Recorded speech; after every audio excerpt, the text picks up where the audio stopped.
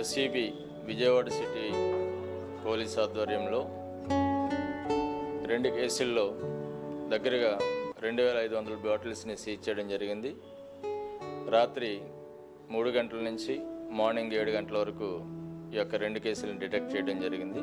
దీంట్లో ప్రధానంగా ఐడెంటిఫై చేసినటువంటి ఒక కొత్త ఎంఓ ఏంటంటే, ఒక వెహికల్లో, టాటా వెహికల్లో వెనకాల ట్రక్కులో ఒక ప్రత్యేకించి ఒక క్యాబిన్ ఒకటి ఏర్పాటు చేసి, ఆ క్యాబిన్లో ఈ యొక్క లిక్కర్ బాక్సెస్ పెట్టి పైన మళ్ళీ ఒక రేకు వేసి దాంట్లో ఏమీ లేనట్టుగా క్రియేట్ చేయడం జరిగింది. సాధారణంగా గాంజాని క్యారీ చేసేటప్పుడు ఇటువంటి ఎంఓను యూజ్ చేస్తారు. ఇప్పుడు లిక్కర్ కూడా సేమ్ ఎంఓని యూజ్ చేయడం జరిగింది. వాటిని ఎస్సీబీ పోలీసులు విజయవాడ సిటీ డిటెక్ట్ చేసి పట్టుకోవడం జరిగింది. దీంట్లో కొన్ని బైక్స్ని, వెహికల్స్ని సీజ్ చేయడం జరిగింది.